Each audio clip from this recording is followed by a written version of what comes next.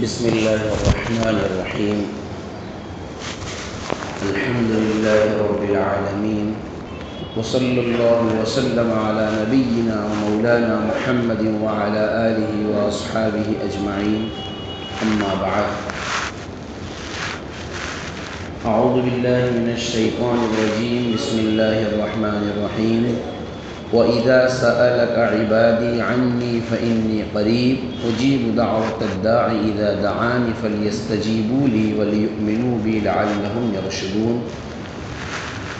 میرے محترم بھائیوں اور بزرگوں، اللہ تبارک و تعالی نے قرآن کریم میں ارشاد فرمایا کہ جب بندے آپ سے یعنی محمد صلی اللہ علیہ وسلم سے جب آپ سے میرے متعلق سوال کرے تو آپ ان سے کہو کہ میں تمہارے بہت قریب ہوں.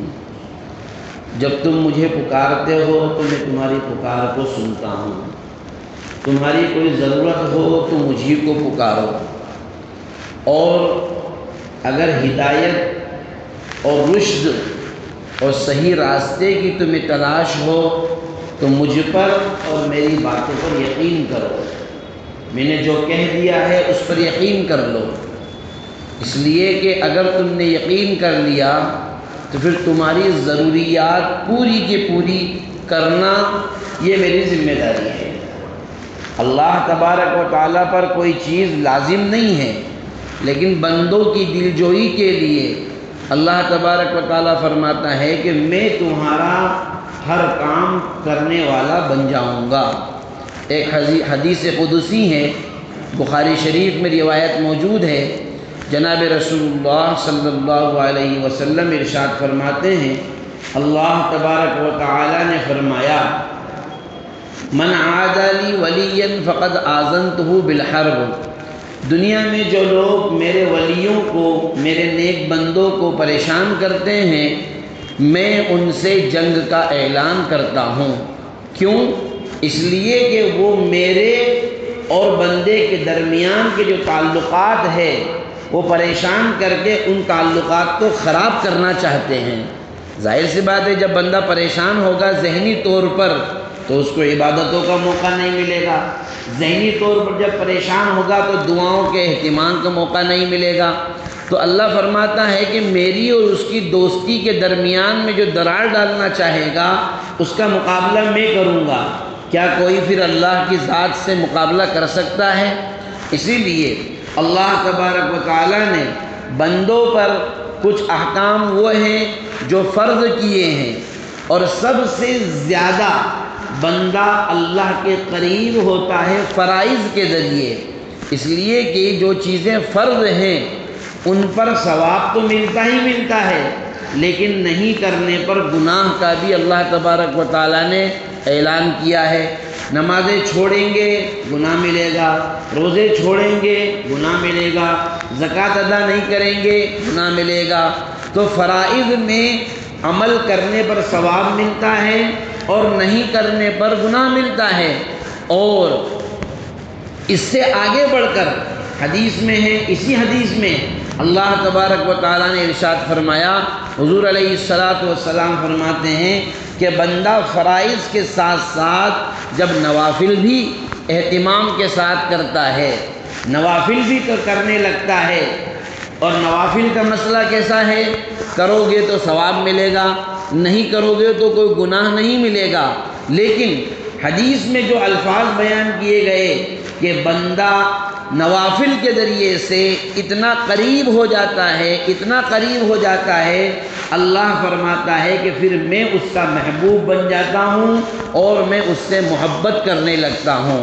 اس لیے کہ جیسے اس کو ایک مثال سے سمجھیں، فرائض اور نوافل کی مثال سمجھانے کے لیے خالی کہ بھئی ہم کسی کی دعوت کرتے ہیں تو دعوت میں گوشت اور روٹی ہم نے سامنے لا کر رکھ دیا، دعوت پوری ہو گئی. گوشت روٹی سے دعوت پوری ہو گئی. کوئی یہ نہیں کہہ سکتا کہ ہم کو بھوکا اٹھا دیا. گوشت روٹی کھاؤ، پیٹ بھر کے آدمی کھاتا ہی ہے. لیکن اگر اس دعوت میں چاول بھی آ گئے، اس میں مٹھائی بھی آ گئی، سلاد بھی آ گئی، پھر اس میں ٹھنڈا بھی آ گیا، پھر کچھ اور پاپڑ وغیرہ بھی رکھ دیے گئے، نمک مرچی بھی رکھ دیے گئے۔ یہ سب نوافل ہیں، یہ سب کیا ہیں؟ نوافل ہے۔ اب جتنے زیادہ یہ بڑھتے جائیں گے، آدمی کیا کہتا ہے؟ کیا شاہی دعوت کی یار آپ نے، آج تو سارے ریکارڈ توڑ دیے۔ آدمی کیا کہتا ہے؟ تمہاری اس دعوت نے تو پچھلے سارے ریکارڈ دھوست کر دیے ہیں، ایسا دسترخوان آپ نے سجایا، جبکہ اس میں مین جو ہے وہ دو ہی ہے۔ اس میں جو اصل ہے وہ کیا ہے؟ گوشت مانڈے یا گوشت روٹی، مین تو یہی ہے۔ اور جو دوسرے جو جڑ گئے ہیں انہوں نے اس پر چار چاند لگا دیے۔ جب نوافل فرائض کے ساتھ جڑ جاتے ہیں تو عبادت میں چار چاند لگ جاتے ہیں۔ پھر اللہ تبارک و تعالیٰ فرماتا ہے جب میں بندے کا محبوب بن جاتا ہوں، اسی حدیث میں فرمایا پھر میں بندے کی آنکھ بن جاتا ہوں جس سے وہ دیکھتا ہے، اس کے کان بن جاتا ہوں جس سے وہ سنتا ہے، اس کے ہاتھ بن جاتا ہوں جس سے وہ پکڑتا ہے، اس کے پیر بن جاتا ہوں جس سے وہ چلتا ہے۔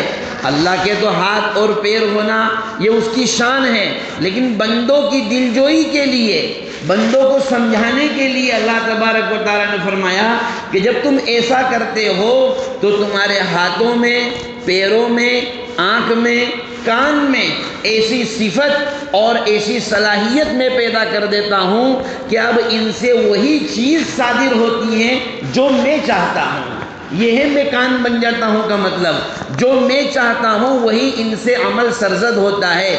اس کو ایک مثال سے ہم سمجھیں، جب ہم کسی کا کام کروانے کے لیے فون لگاتے ہیں اور کہتے ہیں کہ ذرا دیکھ لینا اپنا ہی آدمی ہے، کیا کہتے ہیں؟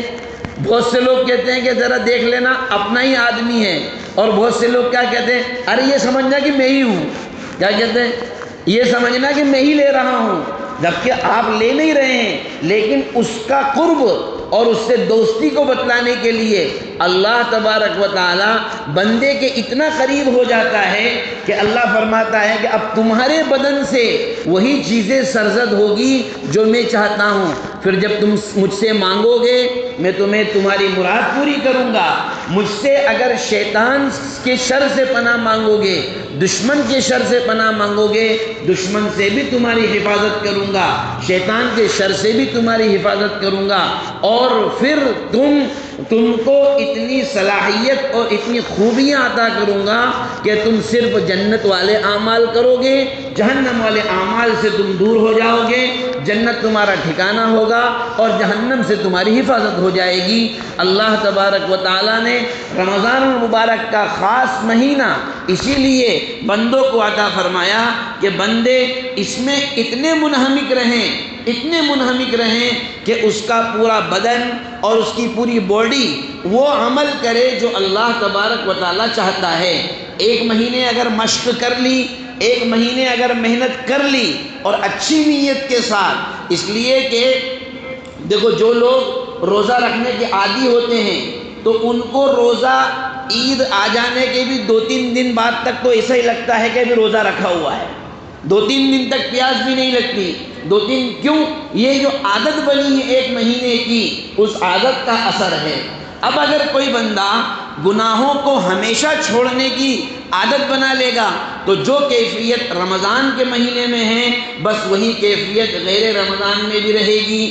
جیسے گناہ کو رمضان میں برا سمجھ رہا ہے، ایسے ہی وہ غیر رمضان میں بھی گناہ کو برا سمجھے گا، اور اگر جب غیر رمضان میں اس نے گناہ کو برا سمجھا تو اللہ تبارک و تعالیٰ اپنے بندے کو جس کیفیت پر دیکھنا چاہتے ہیں گویا کہ بندے نے اس کیٹیگری پر اپنے کو لا کر کھڑا کر دیا، پھر اللہ تبارک و تعالیٰ اس کے ہر کام میں معین و مددگار ہوگا، دنیا کی راحتیں بھی حاصل ہوگی اور آخرت میں نجات بھی حاصل ہوگی۔ اللہ تبارک و تعالیٰ ہم سب کو اس ماہ مبارک کی قدر کرنے کی توفیق نصیب فرمائے، ہمارے قلوب اور دلوں کو اللہ اپنی طرف متوجہ فرمائے، اللہ اپنا قرب نصیب فرمائے، اپنا تقرب نصیب فرمائے، ہم سب کو عمل کی توفیق عطا فرمائے۔